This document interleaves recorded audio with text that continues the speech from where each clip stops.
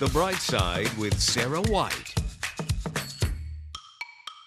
Hello, everyone, and welcome to, I cannot believe I'm saying this, the 7th episode of The Bright Side. I am so thrilled to be with Juiquetta Harmon. How are you today? I'm doing great. Thank you so much for asking. Yes, I'm so glad that you're here with me. She's also known as Kiki the Barber. Yes, that's correct. Yes, Kiki the Barber. Kiki the Barber, out here in Oxford, about an hour outside of Cincinnati area. So Yes. glad to be here today with you. Thank you so much for being here. Yeah, for people who don't know anything about The Bright Side, I always like to give a little bit of an introduction. So The Bright Side is really about, it's not about being unrealistically optimistic, but it is about finding the optimism and finding the hope when we've gone through really hard times, coming out the other side, and then being able to kind of look back in hindsight and say, here was the bright side of this really hard thing that I went through. And here are the bright elements that I can see now. Yes. And so if you are looking for some hope, that's what this is about. And we just want to be with you in your struggles and then share stories of hope. So thank you for sharing that Yes. with us today. I want to just hear about your story. Oh. And so I want to, first of all, just learn a little bit about you. Okay. We'll do kind of, I call it like the Reader's Digest version. So the kind of short version, you know. Okay.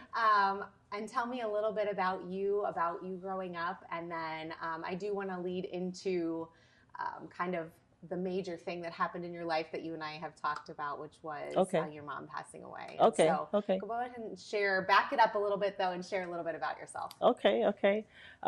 Well, I have discovered myself again and again over time, as we do. Yeah, so I grew up in a tight-knit family. Myself, my mom, my sisters, and my aunt, we all grew up in the same household over the years, and just a very loving family. And as far as about me, I am a bridge between people and resources, if you will. No, I love That's that. another Tell me thing more that about I've discovered about myself is I've always been like the go-to, the person that somebody calls. It's like, hey, I need advice for this. Or before I was even old enough to know that I had the, right advice, I was the one that my friends called on. My sisters and I are close. We connect and ask one another for advice all the time and things like that. But how many sisters do you have? I have two sisters. Two sisters. Yes, and I noticed you said like your mom and your aunt and your sisters. Did you grow up with all women? Yes, I did. Yes, I did. That's fun. Yes. It's a lot of fun. You learn a lot. You grow a lot.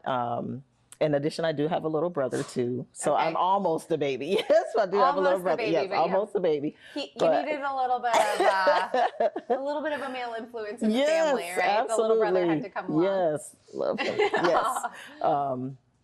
So yeah, really tight-knit family. And when I talk about being a bridge between people and resources, that's something that I just recently discovered. So when we're talking about, from then to now, different things, but there's always a question of something that we need that we don't have. Yeah. And I just happen to be the person that knows a lot of people that have a lot of resources.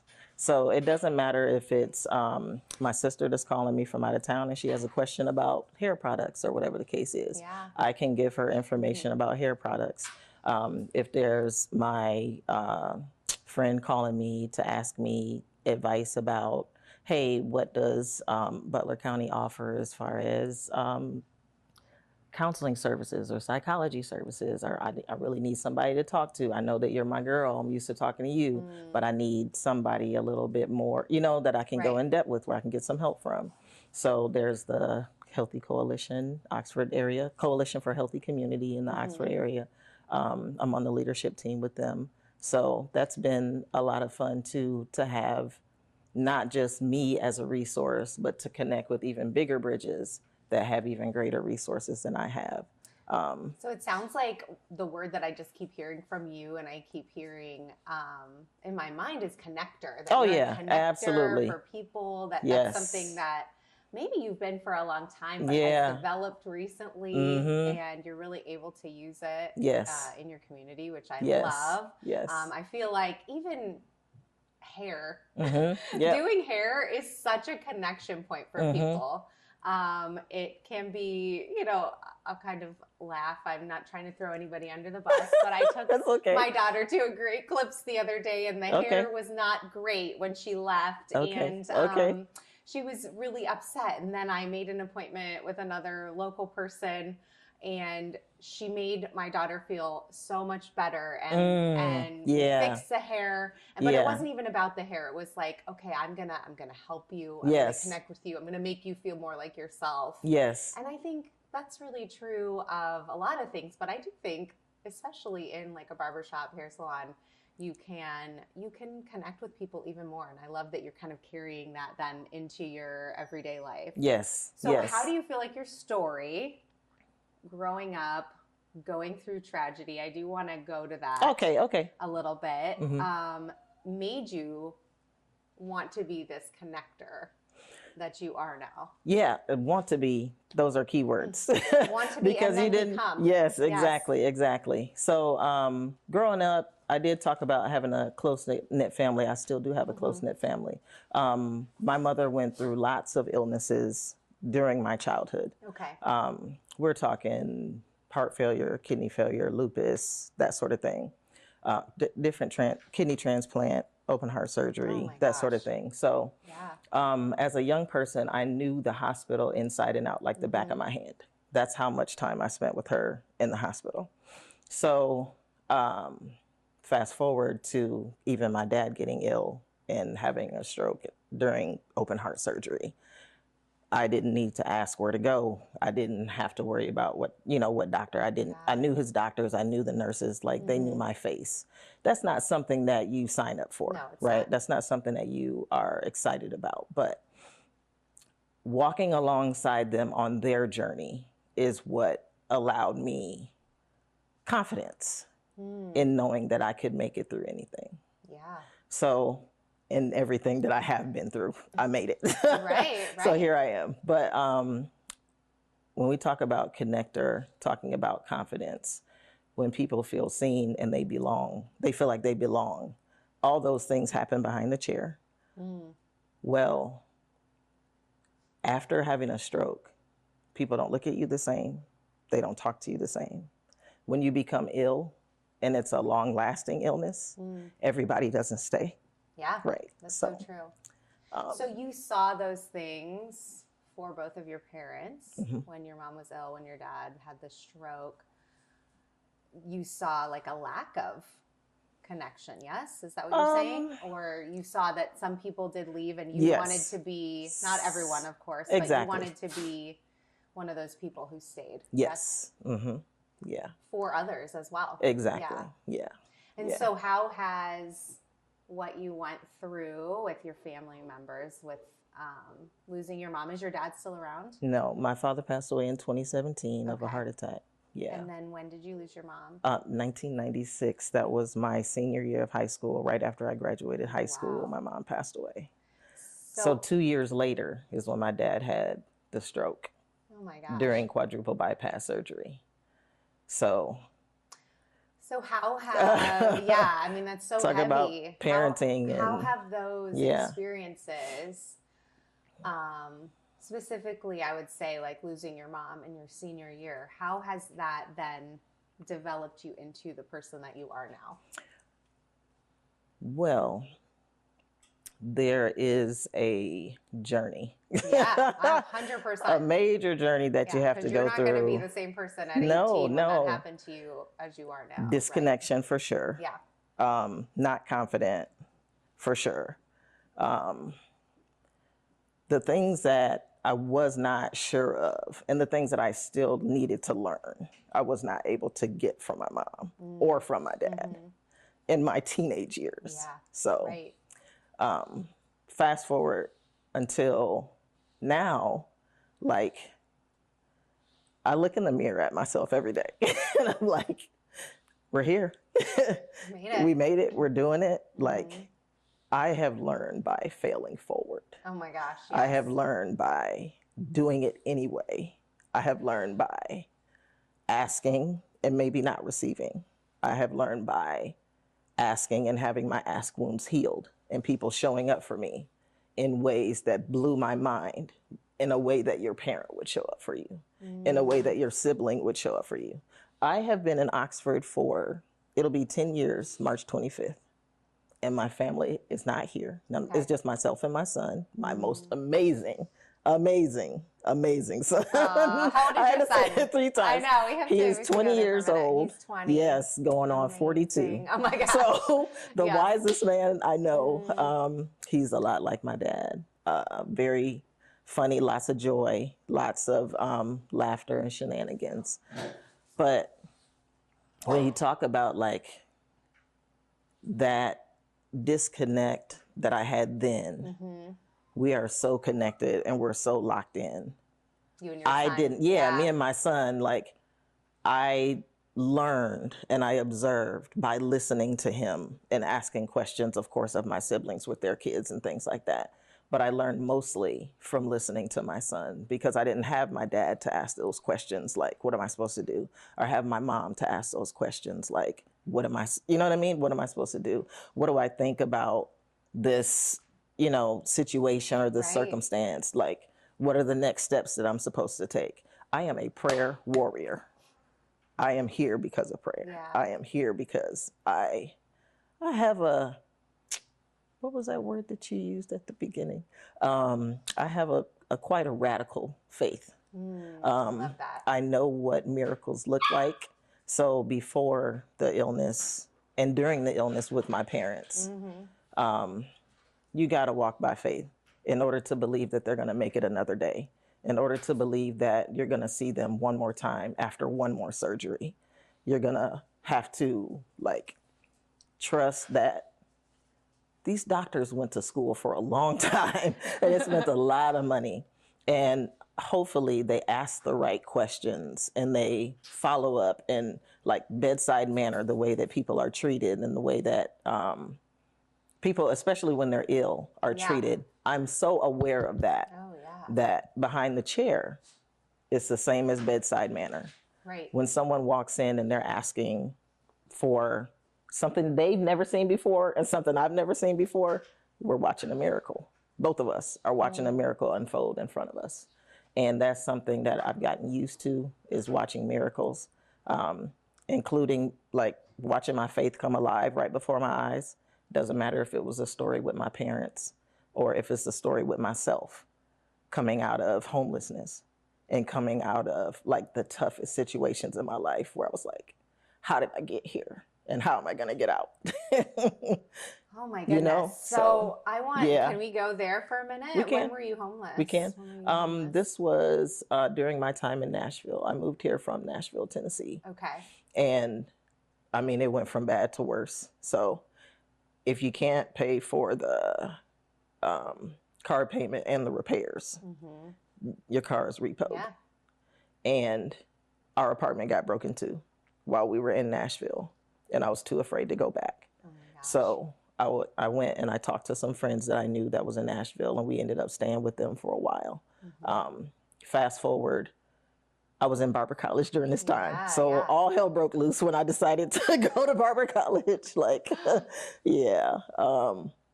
But I mean, it is, let's look at that, and then let's look at how we're sitting in your this is barber loaded. shop. Yes. And you've been here for 10 years, and we're in this beautiful place. And I was saying before we started, like, it's not just a barber shop. I mean, you can see right here the jewelry. There's art on the wall. There is a bookshop in here, you guys. Like, I wish we'll take some B-roll. We'll show you.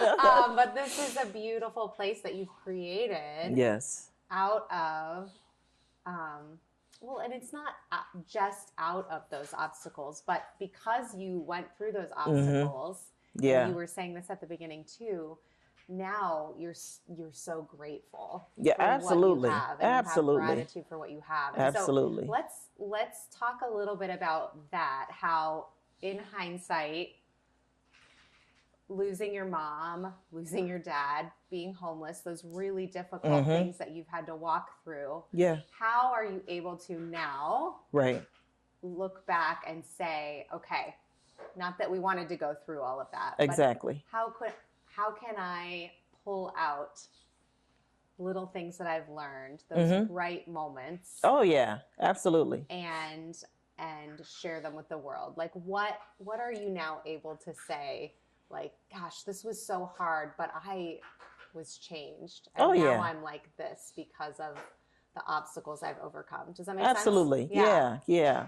So during the time that I was in barber college and homeless, one of the key people was my barber instructor. Her name is Dorothy Bruce. And I believe she's still teaching in Nashville right now. Hi, Dorothy. Yes. We want to say hi to you. Yes. She literally took me and my son in to make sure that we had a place to stay, make sure that I graduated. And not just that, I did the work. I worked really hard. Yeah. But there's something about when people decide to be a bridge.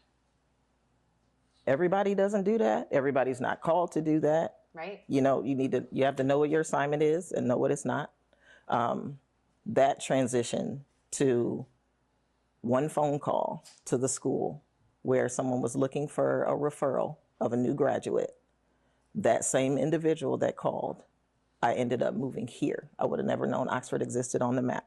Sure. Unless you know what I mean? Yeah. I mean, So, you weren't looking for it, right? Yeah, so here I am. But it's one of those things where looking back from then until now,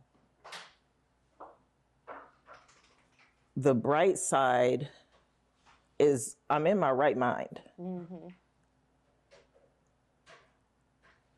It's not easy. None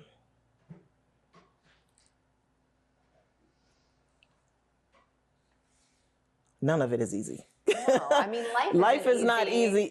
Life is not easy, period. Yeah, it's not. But when you have a pair of socks and that's it, yeah, you got to find a way to keep going. Yeah. So. And then when you have a lot more than socks later. Yes. Yes. We have just a pair of socks and you got to keep going. So everything that you see around me is not just because of me. Right. Everything you see around me is because I have learned not to walk alone anymore. Yeah. That's the brightest thing that came out of it, is that I'm not by myself. I might not have my parents, but I'm not by myself. Yeah. So community is huge for me.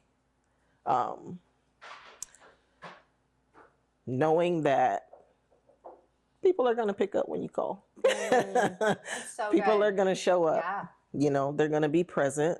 Yeah, they're going to have questions and things like that.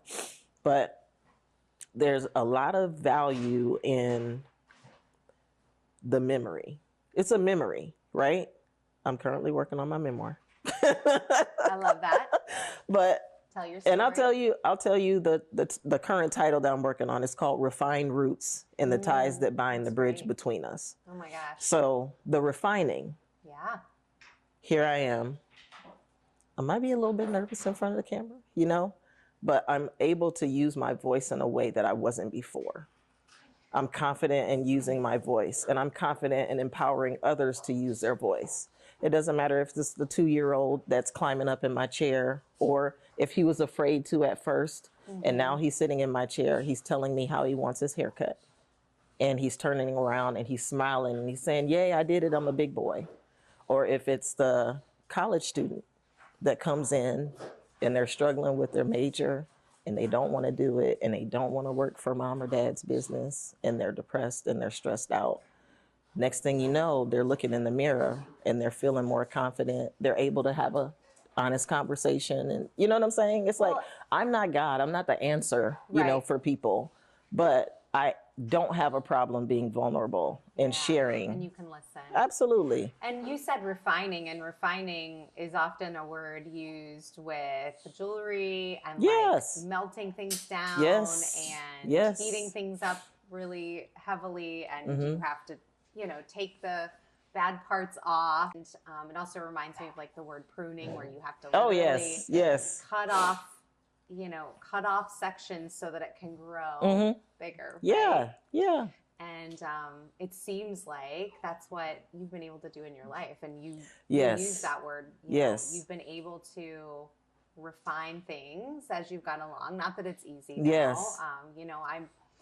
feel the same way. Like through my life, things have, especially this last year, we had a really hard beginning of the year, which led us to move to Cincinnati, which ended up being really beautiful in so many ways. But that doesn't stop the hard. Right, you know? exactly. We're still being refined. We're still refined. We're in a little rental house that flooded a couple times. We've still got, our struggles. Yeah. But what I love is that a couple things that you've said that I really love that I just want to kind of pull out is that through our life, we're going to continue to be refined, and we're going to continue to grow, and we're going to continue to change. And we're going to continue to do all of those things, but we can look back at our story and, like you said, like it's a story, it's a memoir, exactly, it's a memory, exactly, and we can look back at it and then just appreciate how far we've come and where we are now. Standing on top of everything that tried to bury us. Another thing I really love that you said is you said falling forward at one point. Falling forward and failing forward. And failing forward, yes.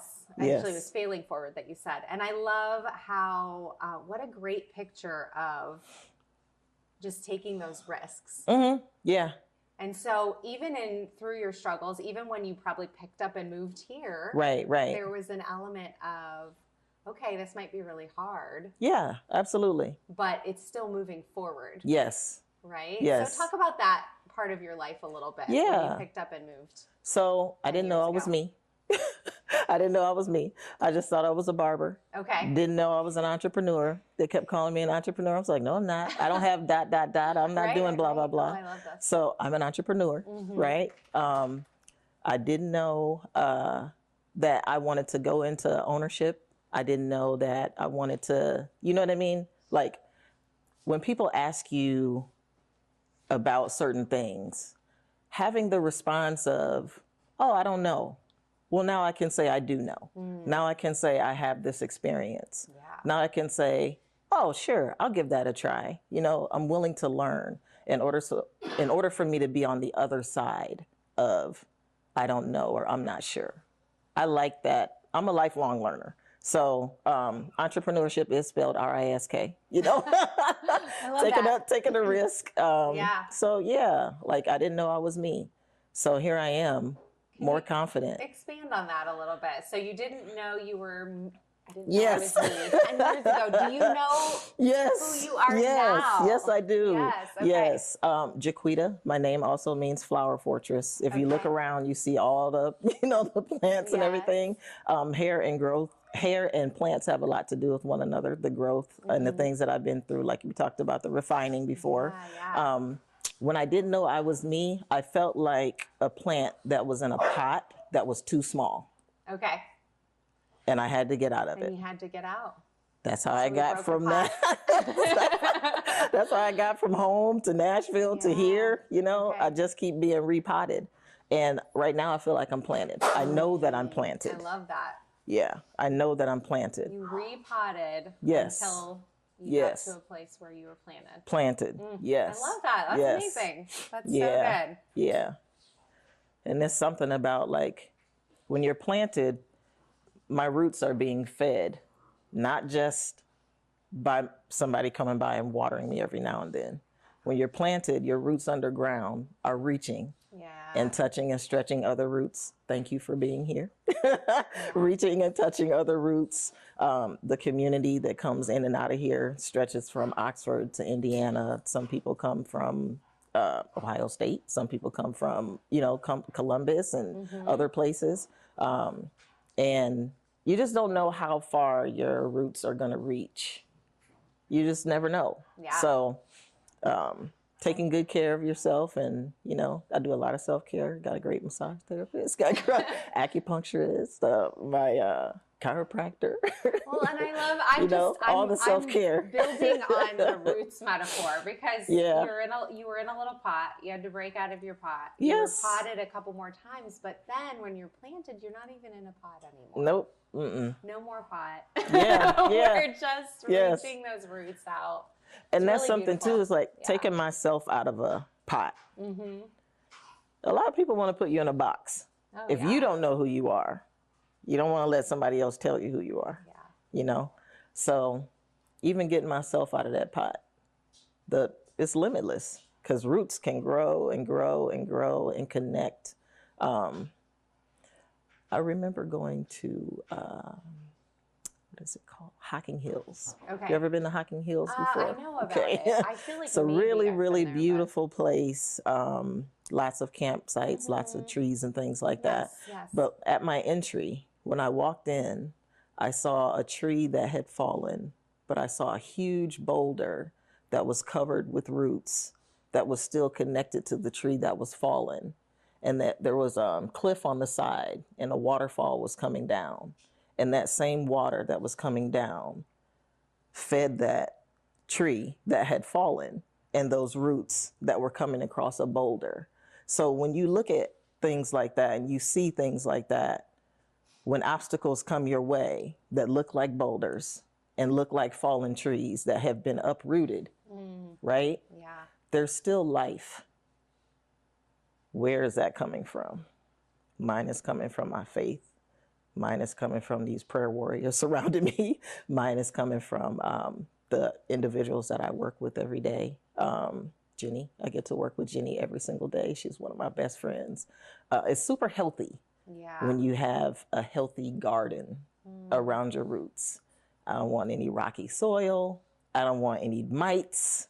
I don't want any, like, I've been there. You know what I mean? I have been there. I have love had this some metaphor. I'm going to keep going with it because you can't be by yourself either. No, if you're going to be thriving. So like a plant that is in the ground with a good soil is going to have other plants around them. Exactly. And is gonna they need that those other plants to make them a thriving plant. So that's really beautiful. I love your story. I love that you are sharing. I love that you are sharing with people these hard things that you've been through, and that you can get to the other side. Because that's what what I really wanted this podcast to be about. It stemmed out of, like I mentioned earlier, it stemmed out of my own situation this year, where the first 5 months of the year were the hardest 5 months I'd ever been through. I went through some really hard things. And really felt the need to leave, and then had the chance to leave and come to a new place. And really just wanted my own healing, to be honest, through this by sharing other stories, but also wanted other people to know, as I'm healing, that it is possible. So if someone is still in the middle of it, let's speak to, can we speak to yourself? I want you to speak to yourself. Absolutely. When you were at one of those low points in your life. Oh, yeah. What would you have needed, you right now, to tell your younger self? Speak to yourself. As we kind of wrap this up, like, what would you tell, 18 to 20-year-old Juiquetta when her mom passed away? What would you tell Juiquetta with her 10-year-old son? Exactly. Or however old you were, 8, however old he was. When you were homeless, what would you say? Grief is anything you lost. Doesn't matter if it's a job, doesn't matter if it's your home, doesn't matter if it's a person, and it's a journey. It's not something that I'm not on the other side of. I'm still grieving while I'm sitting here talking to you, But one thing about it is, it's winter time right now, and the trees don't have leaves on them, and things look barren, but they have everything inside of them to keep them upright, to keep them standing tall, to keep them as strong as they can be. Not strong for anybody else, strong enough for you. Strong enough for you to make it through this day, this time, this minute, one more day. One more hour, one more meal, one more winter. Winters are not easy. They're hard. Our winter seasons in life are hard. Sometimes it's a time of rest. But you can make it through that. You can make it through that. You have everything inside of you. I was blessed with the most amazing parents that poured love into me and kindness into me. It never left. the love that they share, the light that they have. That's what you're seeing right now. Yeah, well, and when you what a meet beautiful me, thing that you were meet able my to mom and my carry. dad. Yeah. Yeah, you meet my family. And you were able to carry that Yes. bright light Yes. of them Yes. forward into your Yes. life, and then gather the other things that you needed from other people in the community and Yes. from your faith. And Yes. yeah, that's really beautiful. Yes. Jaquetta has dogs, as you guys can see. So Good if you heard, I bet you heard some barking earlier in the video. Those were the puppies over here. Hi. My mommy girl. Well, thank you so much for sharing with me today. Mm-hmm. I really appreciate your story. I really appreciate what you're doing here in the community. Let's wrap up with just sharing what you're doing here in the community. I know we shared little bits and pieces. Just share all the different parts of you. You're an entrepreneur. You're a barber. Yes. You're connecting with people. You were on what are you a part of? Some kind of board you were talking about at the beginning? So I'm on the Oxford Chamber of Commerce, which has been a huge help in helping me to establish and develop myself as a small business owner. Coalition for a Healthy Community, Oxford. Yes, super amazing. And with the two of them, we're collaborating and we're working on Neighbors Feeding Neighbors program. I don't know if you saw the blue barrel at the front. Yes, and my friend Jenny that we're here working with, she decided to do, what are they called, like Dollar Tree meals? And you take a Ziploc bag and you go to Dollar Tree with this little recipe, and you can get everything from the Dollar Tree, put it in the Ziploc bag. So you're not just getting a can of food. Now you know how to make a meal for 2 to 4 people to help sustain and support your family. So more than what I do, who I am is available, loving, kind, and welcoming. And I'm just excited and thankful for this community. They have made a huge impact on my life, a huge impact on my son's life. Oxford, the place I didn't know existed on the map. And I'm going to add really to your good to list. I'm us. going to add connector to your list. Thank you. Yes, absolutely. Because you've said that, but I just see that so much in you. And so I just want to add that to your list today. Thank you. Thank you. You guys, Kiki the Barber. You can make an appointment if you live out here, or you can make the trip. You can make the trip over. Yes. It is by appointment only. See her. Yes, by appointment only. You do have to go online and do that. And you also, just come out if you're in the area. Don't come in for an appointment, but you could probably stop in, right? Yeah, absolutely. Say hello. Yes. And it is a lending library too. That lending library. They can check out a book, bring it back anytime. So amazing. And what's your website if people want to It is www.kikithebarber.com. All right. We love that. Yes. See, that's the perfect time to look in the camera.